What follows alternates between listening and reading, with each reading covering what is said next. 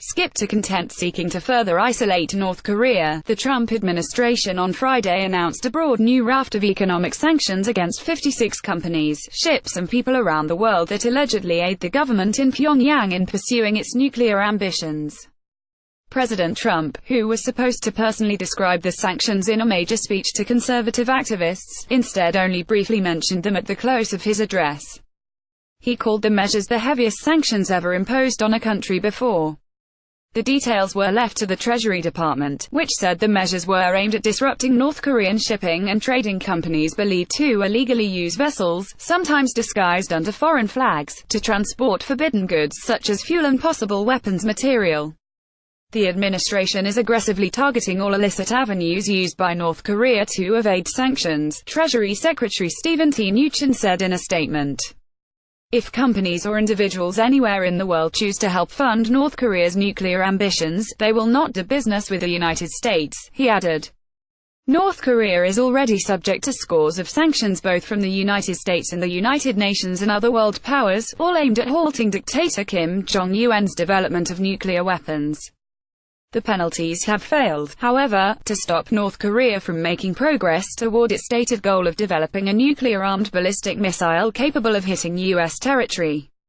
The new sanctions target 28 vessels located or registered in countries as far removed as North Korea, China, Tanzania and Panama. Satellite imagery purportedly show North Korean vessels conducting ship-to-ship transfers of oil, coal and refined petroleum products with vessels under foreign flags, to circumvent UN sanctions prohibiting such practices. Shutting down these boats, Mnuchin said, will significantly hinder the Kim regime's capacity to conduct evasive maritime activities that facilitate illicit coal and fuel transports, and erode its abilities to ship goods through international waters. Also targeted are 28 shipping and trading companies that work in or with North Korea, Treasury said. One individual was added to the blacklist, Taiwanese citizen Sang Young-yuan, whom Treasury accused of coordinating North Korean coal exports with a Russia-based North Korean broker. He has a history of other sanctions evasion activities, Treasury said.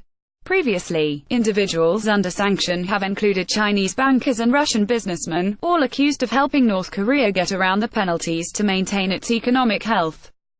The administration has said it intends to intensify a campaign of maximum pressure on North Korea to isolate the government economically, politically and diplomatically.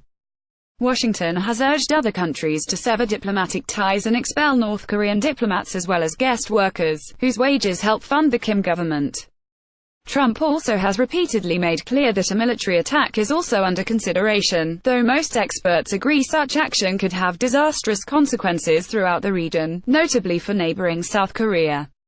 Friday's sanctions came as Trump's daughter Ivanka Trump led the U.S. delegation at the closing of the Winter Olympic Games in South Korea.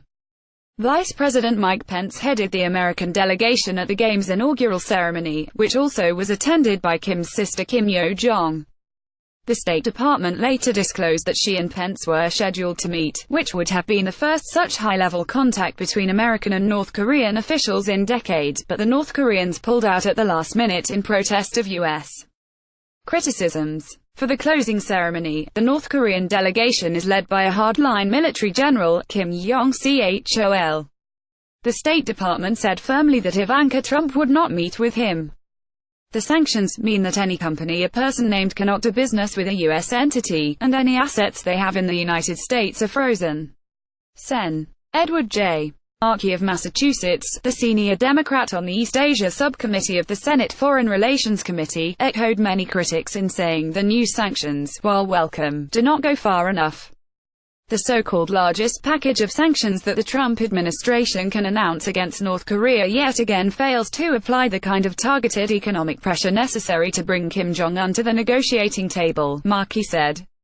He called for forcing China to cut its crude oil supplies to North Korea and better enforce existing sanctions. Trump has repeatedly urged China to do both things. China is North Korea's biggest trade partner and ally, and has only reluctantly joined the international campaign to pressure Pyongyang. Beijing fears that too severely punishing the country would lead to a collapse of the North Korean government and an exodus of refugees into China.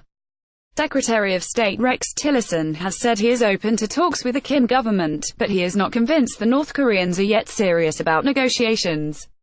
Nikki Haley, the U.S. ambassador to the United Nations who has been especially critical of North Korea, praised the sanctions. Today's unprecedented actions make it clear that the United States will not let up on North Korea, Haley said.